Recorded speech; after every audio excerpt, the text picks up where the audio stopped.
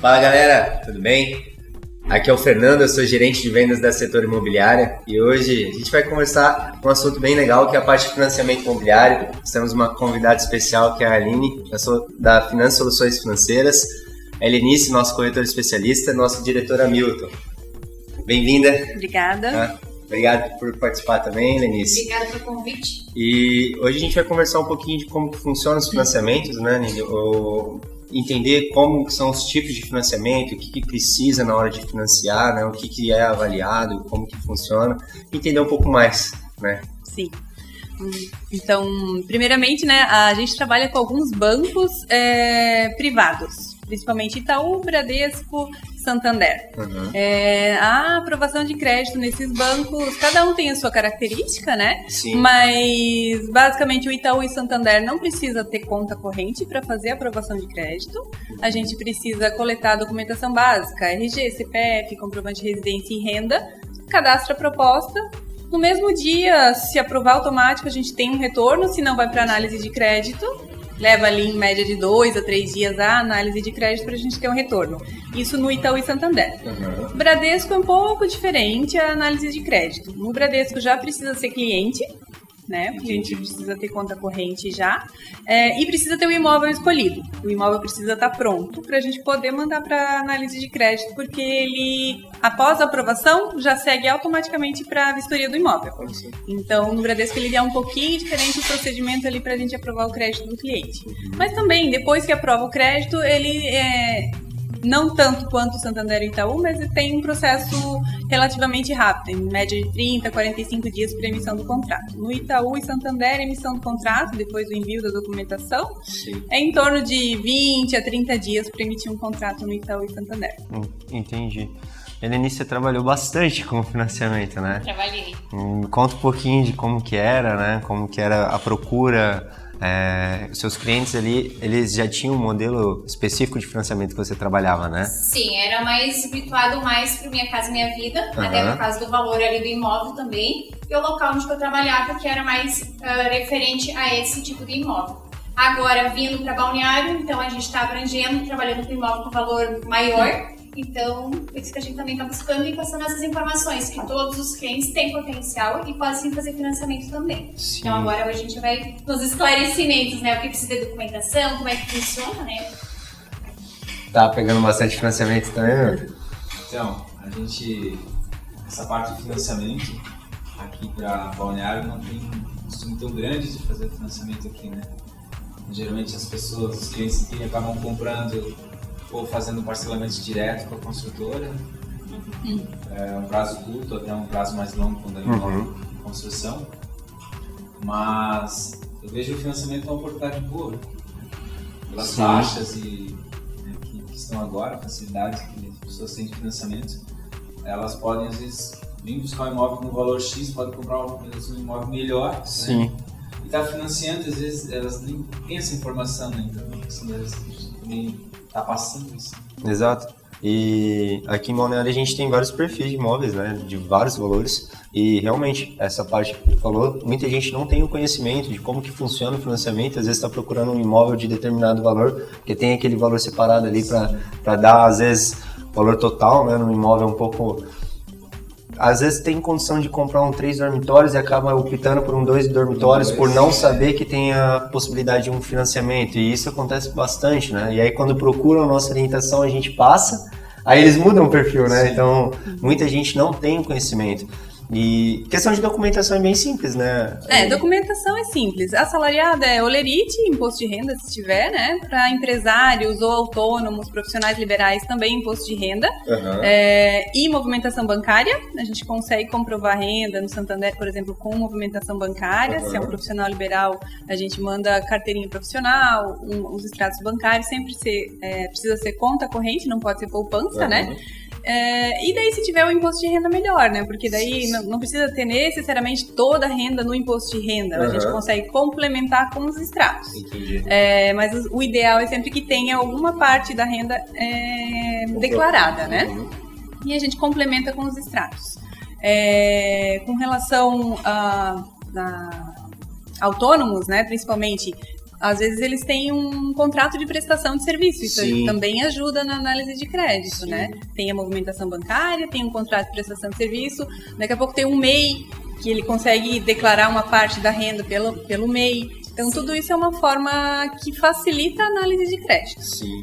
Às vezes, quando o cliente tem uma boa classificação já no mercado, uma boa classificação de crédito, às vezes a gente nem precisa mandar a documentação de crédito. Às vezes aprova automático, então ele não precisa apresentar a documentação de renda. Entendi.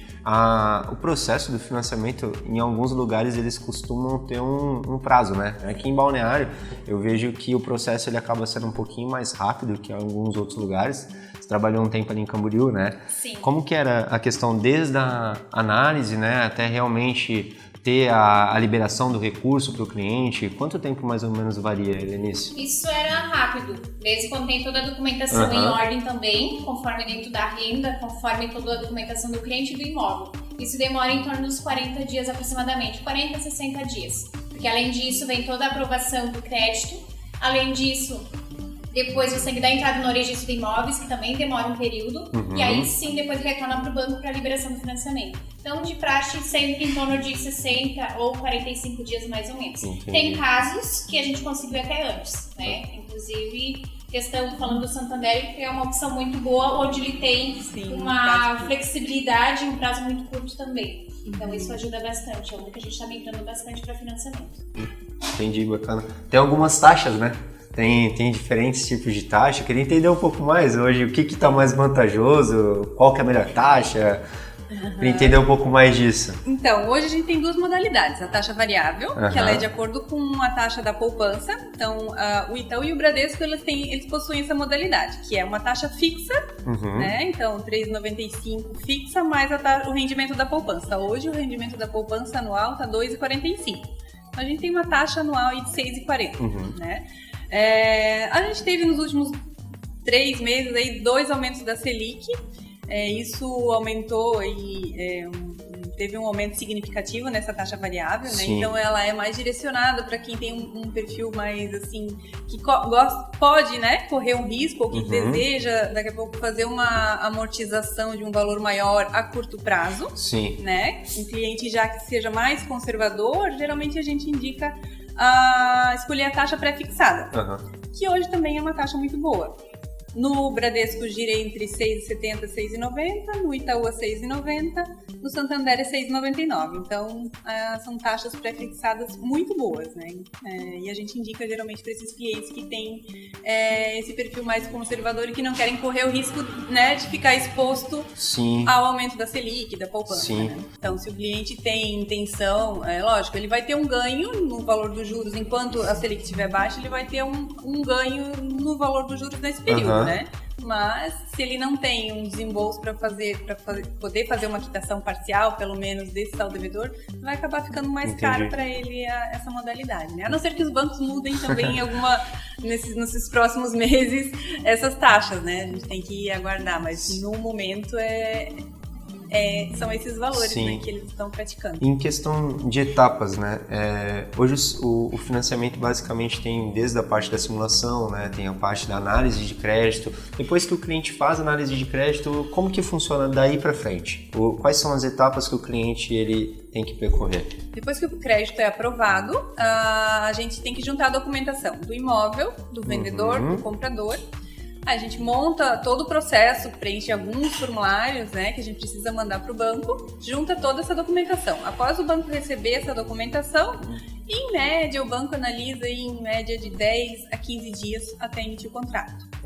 Se não ocorrer nenhuma pendência, se o banco não apontar nenhum erro nessa documentação, ou se não tiver nada a mais que o banco solicite, o contrato vai para emissão em 15 dias, mais ou menos, 20, e daí já pode ser dada entrada no registro de imóveis. Olha só, interessante. Eu tenho uma dúvida. Na parte da pessoa física para a pessoa jurídica, existe diferença na hora de fazer um financiamento? Hoje, o que é mais atrativo? A pessoa realmente fazer pela parte física ou elaborar um financiamento através de uma pessoa jurídica? Na pessoa física é mais vantajoso. É mais vantajoso? A taxa de juros é melhor, o prazo é maior. maior. Para financiamento de pessoa jurídica, na verdade, a gente faz muito pouco, porque acaba sendo mais cara a proposta. Geralmente é uma taxa, sei lá, nem me lembro agora exatamente, mas é em torno de 8% a 9% ao ano, é um prazo menor, então acaba não sendo vantajoso também para o cliente, né? Então a gente migra sempre para a pessoa física. Entendi. As taxas são melhores. Entendi. Tem alguma dúvida? Bem esclarecido, né? Um ponto importante também que eu acho bom esclarecer é que toda essa parte do financiamento, o cliente ele nem precisa ir até uma agência, ele pode, exemplo, no Santander, Itaú, Bradesco também, ele pode fazer a abertura da conta tudo pelo aplicativo, não precisa ir na agência. A gente monta todo o processo, o cliente manda os formulários, o cliente assina, manda tudo digitalizado, a gente não precisa da documentação original, né, desses formulários. O contrato é emitido, o banco encaminha pra gente pega a assinatura do banco e entrega para vocês, no caso, né? E daí vocês conseguem agendar com o cliente melhor dia e horário. Então o cliente não precisa ir até a agência, ficar esperando atendimento na agência para assinar o contrato na agência, né? Como ele me falou, né? O corretor faz tudo. Faz tudo, né? Sim, é tudo prontinho, facilita a praticidade também. E questão também da pandemia, muita gente prefere isso também. Então, verdade. Favorece isso cada vez mais para nós, a tecnologia também é nosso favor. Verdade, Lenice. Não, é um ponto, a pandemia trouxe esse cenário e realmente ajuda muito. Sim. Muito mesmo. Eu acho também bem interessante a gente poder ressaltar os tipos de financiamento que tem hoje, né? A gente tem várias modalidades, né, Aline? Se você puder explicar para nós. Sim, a gente tem, então, sobre a modalidade de amortização, né? São duas modalidades, tabela saque e tabela price. Na tabela saque, as amortizações são decrescentes, as parcelas vão diminuindo ao longo dos anos. Na tabela price, são parcelas fixas, parcelas iguais do início ao fim do contrato. A tabela price, uma das poucas vantagens dela é para quem tem uma renda menor e que daí com essa parcela price ela vai diminuir um pouco o valor da parcela, né? E vai conseguir encaixar ela melhor no orçamento familiar. Isso para quem tem uma renda menor. Essa é a única vantagem dela, porque na soma total das parcelas, ela vai ter um cálculo de juros, um valor de juros muito mais elevado do que pela tabela saque. Então, a tabela saque ela é mais vantajosa com relação ao pagamento final do valor dos juros. Então, a soma dos juros da tabela saque vai ser menor do que pela tabela price. Sim. Né? Então, essas são as diferenças entre as duas tabelas. Sim. A parte da price eu acho que seria mais indicado realmente para aquela pessoa que você acabou de falar. Tem um orçamento bem limitado, tá precisando encaixar um valor específico na parcela, então a price, para esse caso, pode ser mais indicado, né? Porque no saque, querendo ou não, a parcela ela vai ser um pouquinho mais elevada no começo, ela vai ter uma forma decrescente, né, na amortização dos juros, mas no valor final ela acaba sendo muito mais atrativa. Uma comparação entre o primeiro trimestre desse ano e do ano passado, que houve um aumento no valor de imóveis financiados pelo SFH em 112%. Então, houve um aumento muito grande, uma procura muito grande, né? Um dos fatores principais é a taxa de juros. Muita gente tem, como a Selic está muito baixa, as pessoas não estão querendo se descapitalizar, às vezes tem alguma aplicação com uma taxa melhor, não querem tirar o investimento e acabam fazendo financiamento porque a taxa de juros do financiamento está mais atrativa. Outro ponto também é o valor do CUB, que está muito alto. Muitas pessoas têm financiamento direto com construtora, com alguns indexadores que acabam ficando mais caros e acabam aumentando o saldo devedor. Eles estão migrando, né? Migrando, tem uma segurança maior também, né? O cliente acaba ficando mais seguro. Ele pode fazer num prazo alongado, mas nada impede que ele faça uma amortização antecipada, né? Ele pode abater de duas formas o financiamento. Ele pode, vamos dizer que ele tem 50 mil para bater nesse ano, né, do saldo devedor dele. Ele pode diminuir o saldo devedor, manter a quantidade de parcelas, manter os 30 anos e diminuir daí o valor da parcela. Ou ele diminui a quantidade de parcelas, né, abaixo do saldo devedor, diminui a quantidade de parcelas e mantém ali mais ou menos o valor da parcela que ele tem. O que é mais vantajoso, porque ele vai pagar menos juros nessa segunda opção, né? Mas queria te agradecer novamente, Aline. Foi um prazer receber você aqui. Agradecer você também, Aline, por ter participado do nosso podcast. E esse foi mais um podcast Setor. Obrigado a todos que participaram. Valeu, Milton. Valeu. Obrigado. Obrigada.